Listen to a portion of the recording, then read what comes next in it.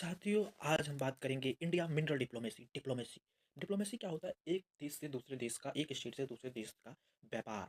व्यापार in the field of trade, trade के field में, सोसाइटी कल्चर एक्सपीरियंस में, सॉफ्ट पॉलिसी के तौर पे हम कल्चरली अपने आप को एक्सपेंड करते हैं। तो मिनरल डिप्लोमेसी क्यों जरूरत है? क्योंकि वर्ल्ड अब मूव कर रहा है क्लीन एनर्जी के सोर्सेज पे, जहाँ पे CO2 इमोशन कम हो एंड ग्रीन हाउस इमिशन कम हो, क्योंकि ग्लोबल टेम्परेचर 1.5 डिग्री सेल्सियस से नीचे हो, क्योंकि हमें अर्थ बचाना है, ग्रीन हाउस से बचाना है, ग्रीन क्लीन वार्मिंग से। तो सारी कंट्री क्लीन एनर्जी पे, सोलर पैनल पे, ग्रीन हाउस गैस को सोलर पैनल पे यूज कर रहा है, रिन्यूएबल एनर्जी पे।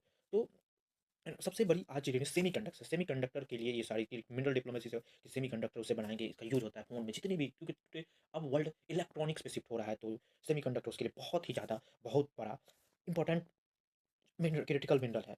इवन बहुत सारे आप देखे होंगे मिनरल डिप्लोमेसी, इवन यूएसए ने अटैक किया वेनेजुएला पे, क्योंकि वहाँ पे मिनरल है, क्रिटिकल रिसोर्सेज है। यूक्रेन के साथ इतने दिन से फंड कर रहा है, वहाँ पे भी साथियों, वहाँ पे भी यूक्रेन के साथ वो मिनरल के लिए एग्रीमेंट कर रहे हैं। बट टू मिनरल साइकिल, और आज के प्रेजेंट दौर में मिनरल साइकिल जो है वो चाइना के द्वारा कंट्रोल किया जाता है, जहाँ पे वो एक्सप्लोर करते हैं, एक्सप्लोरेशन में करते हैं, रिड्यूस रीयूज रिसाइकल का प्रोसेस अपनाते हैं। उसी के पास major 70% of the mineral semi critical mineral are control by the China. India has also huge resources, और भारत के पास बहुत बड़ा मात्रा में है critical minerals. But India lack of technology, lack of fund. यहाँ पे बिजनेस और बिजनेस लोग भी लॉन्ग टर्म के बारे में नहीं सोचते, दे गेन शॉर्ट टर्म प्रॉफिट। वो सब सोचते हैं कि शॉर्ट टर्म में कमाए, लेकिन मिनरल में, क्रिटिकल मिनरल में लॉन्ग टाइम पैसा इन्वेस्टमेंट, तो इंडियन बिजनेस, इंडियन सारे लोग नहीं ध्यान देते हैं। तो रिसेंटली इंडिया को यूएसए की तरफ पैक्स सेलिका में ज्वाइन किया, ज्वाइन होने का प्रस्ताव मिला, और इंडिया शायद ज्वाइन भी कर ले। पैक्स सेलिका ये क्या, यूएस लेड इनिशिएटिव, जिसमें critical mineral information, AI skill, नए नए इमर्जिंग टेक्नोलॉजी पे बात होगा।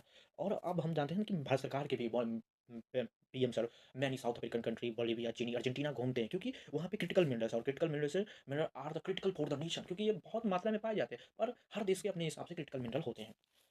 अब हम बात करेंगे कि साउथ अफ्रीका में कंट्री नामीबिया, कॉन्गो है ह्यूज रिसोर्सेज ऑफ मिनरल, वहाँ बहुत ही ज़्यादा मिनरल है। बट वहाँ पे पहले से चाइना ने वहाँ के माइनिंग कर लीज ले रखे हुए हैं, इसलिए हम लोग वहाँ अप्लाई नहीं कर सकते। चाइना डज नॉट, और चाइना ने मिनरल डिप्लोमेसी खेला है, मिनरल थ्रेटिंग किया है जापान पे। चाइना ने क्रिटिकल मिनरल जापान को नहीं सप्लाई किया, देन जापान ने अल्टरनेटिव किया, क्योंकि क्रिटिकल मिनरल भी एक अल्टीमेट सोर्स नहीं है। जापान ने रिन्यूएबल एनर्जी पे, नए नए पॉलीमेटेलिक न्यूट्यूल पे भी फोकस किया है, जहाँ से उसको क्रिटिकल मिनरल और इलेक्ट्रॉनिक्स मार्केट के लिए फ़ायदा हो सके, इलेक्ट्रॉनिक्स मार्केट के लिए। कॉन्गो जो कोबाल्ट रिच कंट्री है, वो भी चाइना के, उसके माइनिंग चाइना के द्वारा, वहाँ स्टेक है कि चाइना के द्वारा। China also not supply, China ने यूएसए को भी क्रिटिकल मिनरल सप्लाई नहीं किया है, तो यूएसए ने एक ट्रस्ट अलायंस बनाया है। इवन आपको जानकारी के लिए बहुत खुशी होगी कि ईयू ने एक्ट पास किया, कोई देश अपने लिए मिनरल के लिए एक्ट पास करे कि इस पर कैसे काम करे, कैसे एक्सप्लोर करे। तो इंडिया को बहुत ही जल्दी, इंडिया को, भारत सरकार को भी बहुत ज़्यादा इस पर अवेयरनेस कैंपेन चलाना चाहिए, बिजनेस को अपॉर्चुनिटी देना चाहिए, बिजनेसमैन को कि आप आइए, इन्वेस्ट कीजिए, एक्सप्लोर कीजिए, और अपने देश के फाउंडेशन में